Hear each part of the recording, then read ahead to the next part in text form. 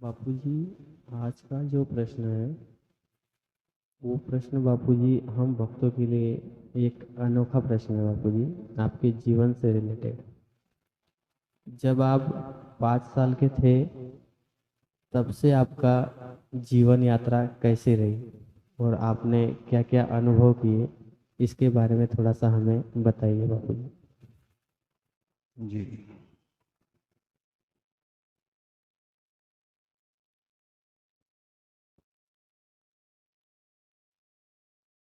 प्यारे मित्रों, आपने प्रश्न किया जिज्ञासा, जैसे कि प्रकृति का नियम है और हम इस दुनिया में रहते हैं प्रकृति के साथ, तो हर बात का कुछ जानना चाहते हैं, उसका मूल।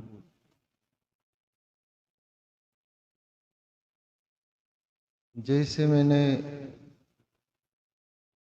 एक विज्ञानी, शायद स्टील,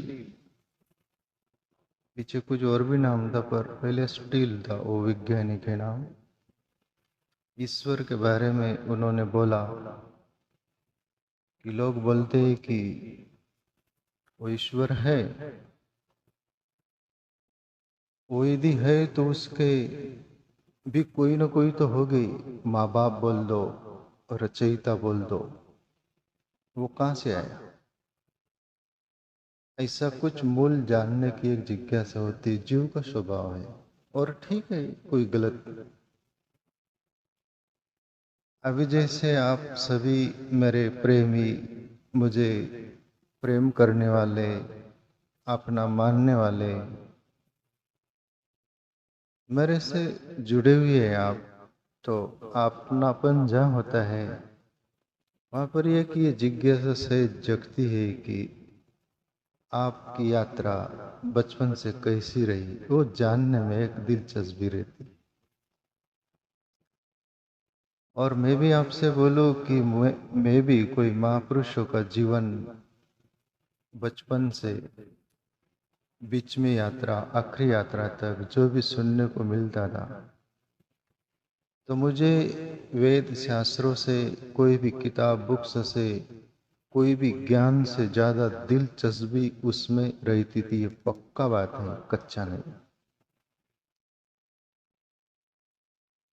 प्रभावित मुझे जितना ज्ञान नहीं करता था, कोई किताब बुक्स शास्त्र वेद वो नहीं करते थे, पर कोई संतों का जीवनी यदि मिल जाए और उनके मुंह से मिले तो मेरा हृदय भर आता था, आंखों से आंसू भी आ जाते थे। जीवन यात्रा हो, जीवन में कैसी यात्रा का कारवां आगे बढ़ा, जीवन में कितना संघर्ष आया, वो सभी कुछ जानने में हृदय तक वो बातें पहुंचती है। तो मैं धन्यवाद देना चाहूँगा आप सभी को कि आपने ये जिज्ञासा की। और कहीं ना कहीं ये प्रकृति का नियम है, ये प्रेरणाएं उन्हीं की ओर से होती है। तो आप लोगों को प्रेरणा हुई, ये सही है, सत्य है, तो मैं भी मेरा परिचय देना चाहूँ। जन्म हुआ मेरा, वहां से लेकर 5 साल तक तो मुझे कोई सूझबूझ नहीं था। कोई भी बच्चे को उतना नहीं रहती। 5 साल के बाद पहले नियम था कि वो स्कूल में डाला जाता है नाम, फिर वहां पर बच्चे पढ़ने जाते हैं। तो मैं ठीक करीब 5 वर्ष का हुआ और मेरे माँ बापों ने चाहा स्कूल में नाम डालना, और वो सब कुछ हुआ स्कूल जाने के लिए। मुझे भी लगा कि सब बच्चे पढ़ रहे तो अपन भी पढ़ेंगे, और गरीबी जीवन था उस जमाने में। पहले तो गरीबी थी बहुत, अभी अभी काफी संपन्नता दिखती है दुनिया में।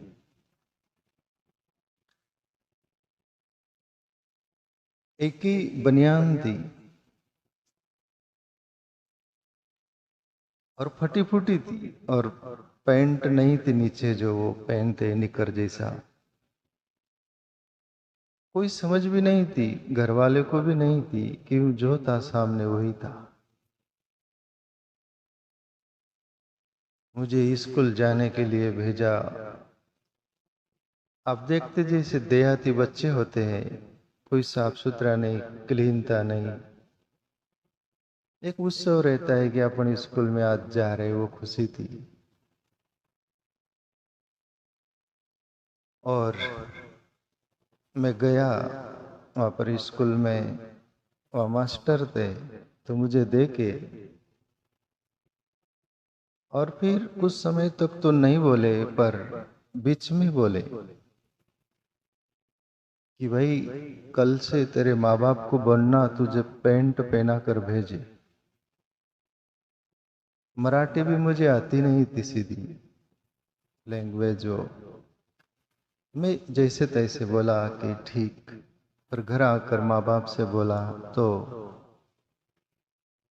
वो जमाना ऐसा था कि एक थोड़ा सा खाने मिल जाए। उस समय मेरा जीवन देखा, मैं गेहूँ, ये सन त्योहार जो बोलते थे, उस समय कुछ गेहूँ थोड़ा सा मिलता था, तो ऐसा लगता था कि जिंदगी में खुशी का पार नहीं, ऐसा जीवन था। गरीबी तो, माँ बाप कहाँ से वो पेंट वगैरह ला नहीं पाए। और दूसरे दिन भी मैं गया स्कूल, सर ने बोला कि ये क्या किया तू, कल से नहीं आएगा तो तेरा बुल्ली काट डालेंगे बोले। ऐसा सीधा ही बोला, मैं सीधा साफ बोल रहा हूँ। मुझे तब समझ में आया नहीं आया, पर मैं घर आकर जो बच्चे मन के सच्चे विनोबा जी बोले, जो माँ बाप से बोला कि ऐसा मास्टर ने बोला, बोले कोई बात नहीं दिला देंगे। तीसरे दिन भी गया और सर ने बोला कल पेंट पहन कर नहीं आए तो स्कूल में आना नहीं, और पेंट नहीं लाए और चौथे दिन में स्कूल में नहीं गया। ये हकीकत सत्य है। और फिर घर पर छोटा भाई हो गया था, उसको संभालने के लिए मुझे रख दिया गया। और धीरे धीरे फिर मैं 10 साल के करीब हो गया होगा, और थोड़ी सूझबूझ बढ़ी। तब से मेरा जीवन ऐसा बदला हुआ सा दिखता था, और जन्मजात मेरा ब्लीडिंग नेचर ऐसा था, अकेला रहना, लोगों से दूर रहना। ये प्रारब्ध के पूर्व के मेरे संस्कार होंगे। मैं घर नहीं सोता, खले में सोता। खलियान जिसको बोलते, जिसमें पहले चारा कुछ धान रखते थे, ऐसा था। और उस समय डर भी बहुत लगता था, छोटा था 10 साल के आसपास, भूत प्रेतों का। पर घर सोना मुझे गवारा नहीं था। घर ऐसा अलग ही अड्डा महसूस होता था, और आसपास की दुनिया भी नहीं पाती थी। वो जो कल्चर, वो जो बैकग्राउंड, वो दुनिया का सभी एक्शन, वो नहीं पाता था। एक मेरा जीवन सात्विक था। अकेले खले में सोता, डर लगता था भूत प्रेतों का, वहां रहता। सुबह उठकर घर भी नहीं नहाता था मैं सीधा खेत में जाता था। खेत के पास एक तालाब, बड़ा छोटा सा डैम था, वहां पर नहाना, जब भी नहाना हो कपड़े भी वहीं धो लेता था, और अकेला जैसा रहता था। और खेत के पास बड़ा पहाड़ी थी, तो उस पर बैठा रहता दिन डूबे तक। दिन डूबे घर आता, खाना खाता, वही खले में सोता। ऐसा ही जीवन रहता था। पढ़ाई तो जीवन से चली गई थी। और फिर 10 साल के बाद घर वालों ने सोचा कि ये तो पढ़ाई भी अब इसकी गई, तो इसको कुछ बकरी दिला दी है, भेड़ बकरी जो होती, दो चार, कुछ कुछ 1 साल 1.5 साल वो भी मैं उसका आनंद लिया, जैसे भेड़ बकरी में, वो भेड़ बकरी चारवक जो होते उस टाइप का। उसके बाद ऐसा लगा, गरीबी थी, पैर में चप्पल नहीं थे, और उस जमाने में चप्पल भी टायर कहते हैं। और टायर के चप्पल भी नसीब हो जाए तो बहुत सौभाग्यशाली मानते थे लोग, मैं भी मानता था। और भेड़ बकरी किसी के खेत में घुस जाए, वो जो गोखरू वाले कांटे होते पैर में, वो हो जाए तो मेरे से भागा नहीं जाता। लोगों के खेत में घुस जाए, लोग गाली देते थे।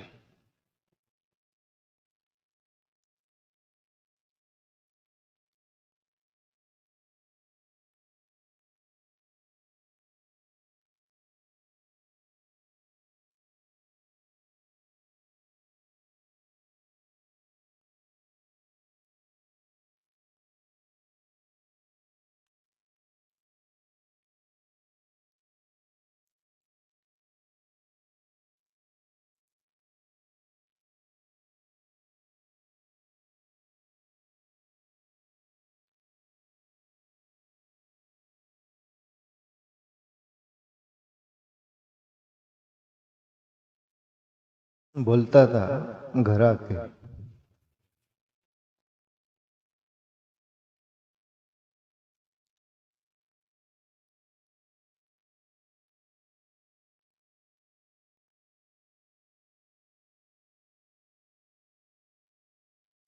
चप्पल चाहिए।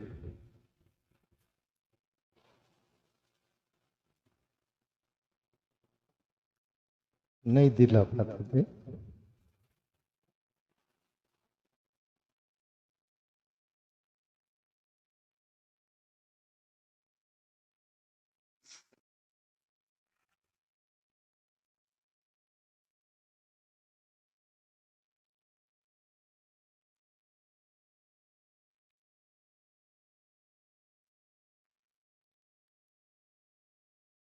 फिर मैं कुछ समय के बाद तो भेड़ बकरी में नहीं जाऊंगा। वो चलती है भेड़, भेड़ बकरी किसके भी खेत में घुसती।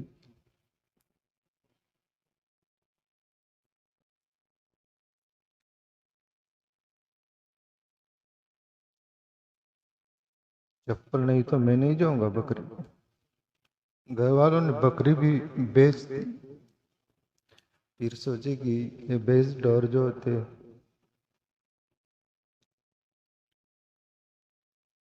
वो उतने नहीं चला करते, तो आप बेच ढोर में जाया करो।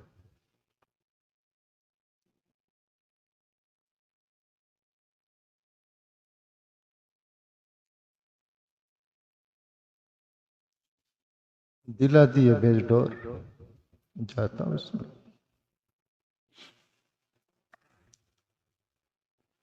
उसमें भी कुछ दिन गए।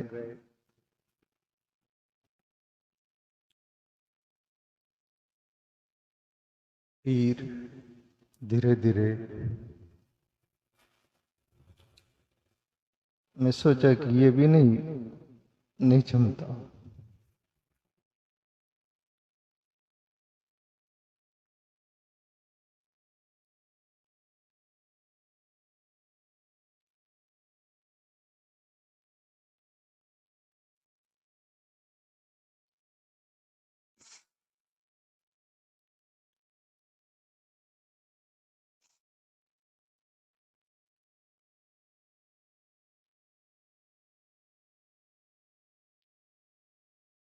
जब मैं 10-12 साल का था तो भैंस का दूध भी निकालता था, बेचा करते थे दूध। सब हुआ, मैं बोला ये भी नहीं जमता, बेच दिए।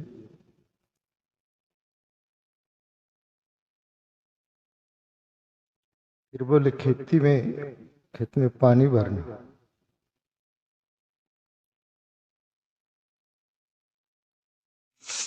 पानी भरता, खेती काम करता।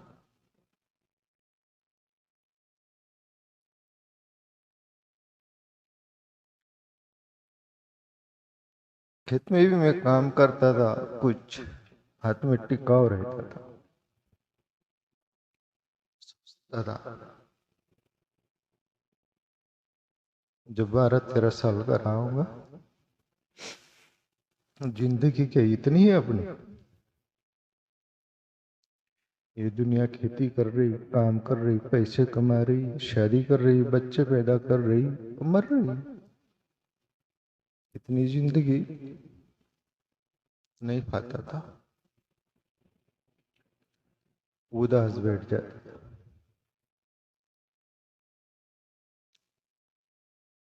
स्वभाव भी ऐसा था, माँ के हाथ की रोटी पहली मैंने कभी नहीं खाई।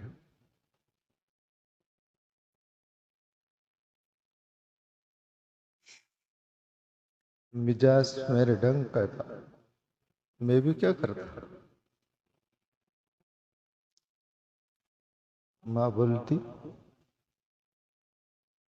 देवी देव देवता को पहली रोटी लोग भोग लगाते हैं, मेरे हाथ की पहली रोटी क्यों नहीं खाते तुम? मैं नहीं कुछ बोलता। बोले क्यों नहीं खाता? ऐसे ही नहीं खाता। फिर भी माँ जिद करती है, क्यों नहीं खाते बताओ। मेरा एक स्वभाव था थोड़ा क्लीन साफ सुथरा रहने का। देखता था मैं लोगों को, माँ को भी देखता था। जब संडास वगैरह तो थी नहीं, बाहर डब्बा भर के लोग जाते थे, माँ भी जाती थी तो मैं उनको भी देख, सब दुनिया को देखता था, पर उनको भी घर में ही रहता था। आए डब्बा, हाथ न धोना, पैर न धोना, सीधे खाना बनाने के लिए। पहले जमाने में लोग ही ऐसे थे, तो मुझे वो अच्छा नहीं लगता। स्वभाव रहा, बाहर गए तो हाथ पैर धोना या नहाना, साफ सुथरा रहना पहले से ही स्वभाव रहा। माँ को बोला नहीं क्यों नहीं खाता, माँ तो बोल दी, पर मेरी सोच मैं आप सबसे बताना चाहूँ, संडास से आए वो हाथ नहीं धोए तो वो तो गंदा है ना। तो मैं सोचता था मेरी माँ पहला रोटी बना ले तो उसमें वो गंदगी वाला सब चला जाएगा, फिर दूसरा साफ सुथरी रोटी होगी वो मैं खाता था। ऐसा स्वभाव भी रहा। मैं साधु बन के वहाँ भी घुमा तो आश्रमों में कहीं कहीं मुझे क्लीनता नहीं दिखती थी, खाना बहुत मैं झिझकते हुए खाता था। तो मुझे वहाँ के वो रसोया वो लोग बोलते थे कि आपकी तबीयत ठीक नहीं रहेंगी। बोला क्यों? बोले आप बहुत बारीकी से देखते हैं, जैसे तैसे खा लेना चाहिए, वो आदमी हष्ट पुष्ट रहता। मैं मेरा राज नहीं बताता। खेती करता, फिर 13-14 साल के अंदर हो गया था। उतने में मुझे पाल वाले बापूजी की संग मिली। ये गांव में आते थे, लगता था साधु जीवन प्यारा है, ये संत कितने प्यारे। 14-15 साल के थे बापू तो। और नांद्रा गांव है यहाँ से दूरी पर, वहाँ एक संत रहते थे। गांव के लोग भी जाते थे, कभी कभी मैं भी जाता था। उस संत को देखा, मुझे वो देखे तो उनको क्या दिखा क्या नहीं, सबसे ज्यादा मेरे से प्रेम उनका दिखा मुझे। मुझे सब गांव वाले थे उनको निकाल दे, बोले इनको रहने दो। कुछ न कुछ उनको अटैक हुआ मेरी आत्मा का, और शाम तक रुकाए रख के दिन डूबने के कगार पर पहुंच गए। यहाँ से नांदरा कितना किलोमीटर होगा तुम्हारे अंदर से? 15-16 किलोमीटर करीब। दिन डूबने को जैसा था। भाड़े को पैसे नहीं थे मेरे पास, पैदल गए थे, ये लोग पैदल आ गए थे। मेरे अंदर आशा भी थी, जब बसेस वर्ली तक आती थी मैं बोला इस संत कोई 2-1 रुपया दे दे तो मैं चला जाऊंगा। पर उनको भी कुछ, वो तो रोकना चाहते थे, वो कुछ पैसे नहीं दिए, और मुझे भी घर का मोह सताया कि यहाँ कैसे रहूंगा। मैं पैसे नहीं मांगा, मेरा पहले से ही स्वभाव रहा। मैं पैदल ही निकला तो मुझे बहुत राहत हो गई थी, डर भय में आया, ऐसा स्वभाव था। तो उनका भी संग साथ मिला मुझे। नांद्रा वाले बाबा जी थे, उनका देखकर कपड़े पहनना एक टावेल पर रहता। मैं जब से पैंट पहनना छोड़ दिया, लंगोटी वो पहना करते थे, घर के माँ के कपड़े थे कुछ संदूक में, वो पेटी जो होती उसमें उनका कपड़े फाड़ डाला, लंगोटी बना डाला, पैंट भी छोड़ दिया। वो लंगोटी पैंट था, वो एक सफेद कपड़ा पहनता टॉवेल जैसा, उस अंदाज में रहता। घर में उनका आरती दी हुई थी, कौन आरती थी, क्या आरती थी, मैं न आरती को जानता था न ईश्वर को जानता था, न उतनी भाव भक्ति, कुछ भी नहीं। फिर भी पूजा पाठ करता। वो एक फोटो था, उन्हीं का फोटो ले आया था, रख दिया था, एक देवारा घर जैसा बना लिया। वहाँ माला भी था, माला भी जपता, क्या नाम जपता मेरे को नाम भी पता नहीं, पर ऐसे घुमाता था, माला भी ध्यान करता। मेरी माँ आसपास के लोगों को लेके आ जाए कि ये बावला क्या कर रहा है। बड़ा भाई रेडियो चालू कर देता था, मैं आरती बोलूं तो वो सुनने नहीं लोग, कोई ऐसा एक निकट के लोगों को भी नहीं पाता। तो इस अंदाज में मैं घर भी एक भाविक सात्विकता से जीने लगा। बापूजी आए दोबारा, तब ऐसा लगा अपन साधु बनेंगे, निश्चय कर लिया। और बापू 2 वर्ष मुझे टालते रहे कि आप घर पर रहिए, वहां से ही जीवन जिए। 2 वर्ष में ऐसा संघर्ष करते रहा, पर सात्विक जीवन था। एक बार पाल चला गया था, तो बापू एक ही बार फलार करते थे, तो मैं उनका देखा कि एक ही बार खाना खाना चाहिए। मैं घर पर भी एक ही बार शाम को खाना खाता। दिन में भूख लगती तो खेत में बैंगन लगाए हुए थे, एक बार भूख इतनी लग रही तो मैं माचिस कहीं से मंगा और बैंगन भूंज कर खा लिया। आग में भूख लग रही थी, पर व्रत तो पालना है अपने को, साधु कैसे रहते हो मैं सीख रहा। और फिर घर भी रहता। बापूजी मिले, यानी 15 साल के होंगे बापू। उसके बाद में 17 साल तक विश्राम बहु करके एक इस गांव में थे, वसराम विश्राम दो ऐसे नाम उनका, वसराम बहु विश्राम बहु जो थे। तो उनके घर सात्विक पना चलता था, भजन कीर्तन, वो उनकी टोली थी, वहाँ भजन सुनना। और कुछ सुख सागर एक किताब थी, मेरे को पढ़ते भी नहीं आता था और समझता भी नहीं था, फिर भी प्रयास करता था। पढ़ना से सात्विक ढंग से रहना।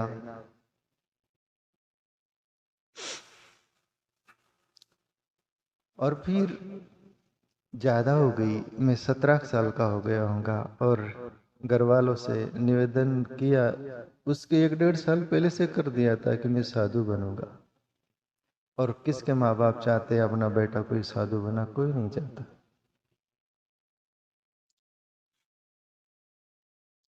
फिर भी 2 साल लगे। और फिर मैं घर वाले को बोला, गांव तक बात फैली, फिर सब गांव मिलकर, आखिरी वो समय आ गया, पूरा गांव मिलकर मुझे रोड पर बस आती थी, वहां तक सब भजन कीर्तन के साथ लेके आए।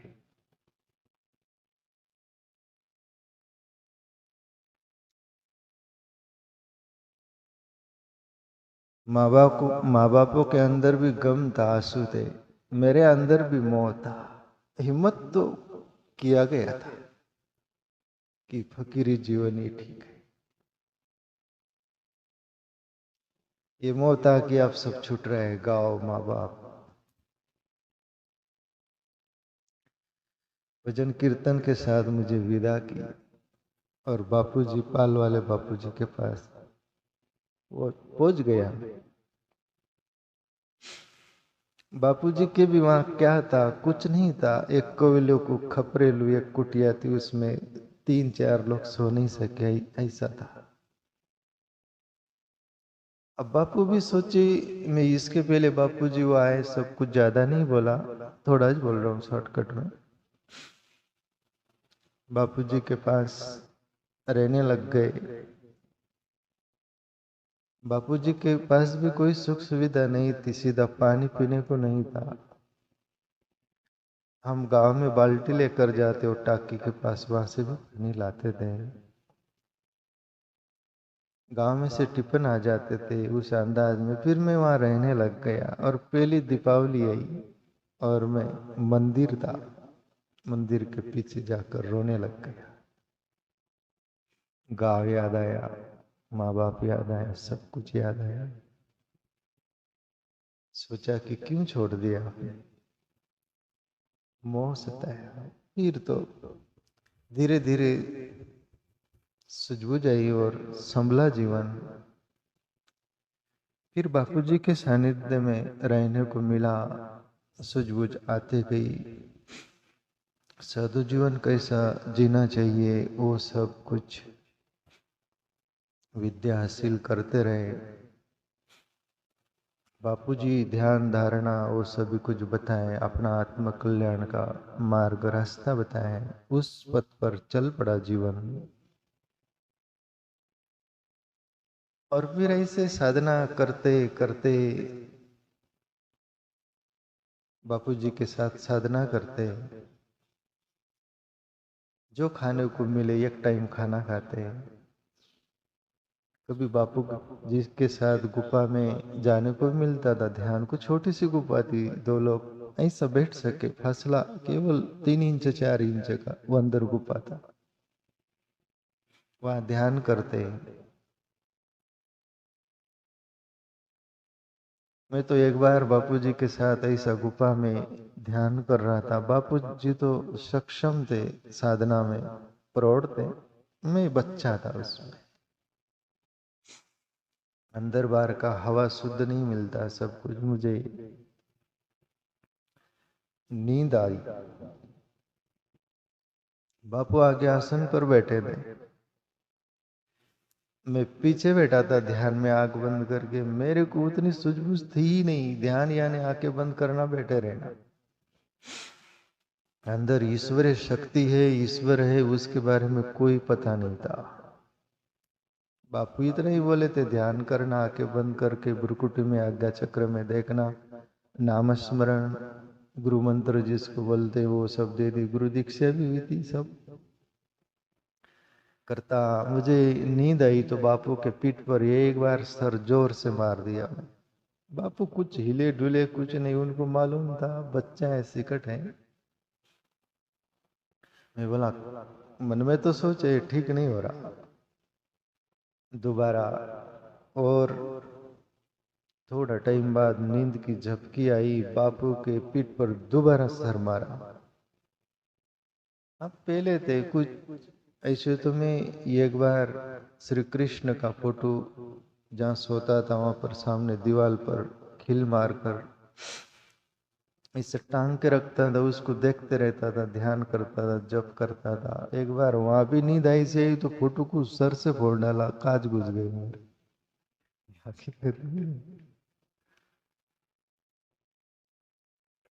प्रेम भाव था। और वो फोटो मुझे नौ द्वारका में एक वो दुकानदार फ्री दिया, दे रहा था, मैं लिया नहीं। मेरी ईमानदारी तब भी रही। मैं बोला मेरे गुरुजी है, उनसे पैसे लाता हूँ, मैं फ्री नहीं लेता। वो फोटो प्यारा था, ऐसा ओम में था, ओम मुझे पहले से ही प्यारा रहा। तो ऐसा जीवन था। फिर बापू को दोबारा मारा सर तो घबर गया। अब तीसरी बार मारता है तू तो समझदारी से उठ के चले जाना, नहीं तो बापू ध्यान छोड़कर तेरे को पीट सकते। पर मैं हिम्मत किया कि 2 बार गलती हो गई, तीसरी बार भी मारा। फिर जैसा मारा सर वैसे ही बार भाग गया। पर बापू इतने प्रौढ़ थे, उनका 3 घंटे का नेम रहता था। मैं तो घबर रहा था, कुटिया में आएंगे तो कुछ डांटेंगे बोलो। बापू एक शब्द भी नहीं बोले। ये बापू की खासियत थी, मानता थी, और ये सूझबूझ थी। ऐसा वच्चापन रहता तो उसी समय मुझे कुछ बोल देते। ऐसा बापूजी के साथ बहुत कारवा चला, ध्यान साधना से लेकर जीवन जीने से लेकर बहुत सारा। प्यारे मित्रों, तो यहाँ से फिर और कारवा आगे बढ़ा। इसके आगे मैं और बोलना चाहूँगा। पर ये जो मेरे ख्याल में है, जितना ख्याल में है उतना मैं बोला। मैं सोच रहा था वो सभी कुछ वो बात बोलूं आपसे तो कर्मस्यता जितना मुझे स्मरण आता रहेगा, इसके आगे आप और प्रश्न पूछोगे तो मैं और कुछ, उसके आगे की यात्रा बहुत है जो कि सुनने लायक है। मेरा आज तक की यहाँ तक यात्रा है, मैं वहां तक का बोल सकूंगा और दर्द भरी कहानी होगी। तो आज इतना समझ में आ रहा है, तो ये जो आप इतना पूछे मैं इसका इतना जवाब दूँ, इसके आगे और कभी कहूँगा आपको। ठीक है?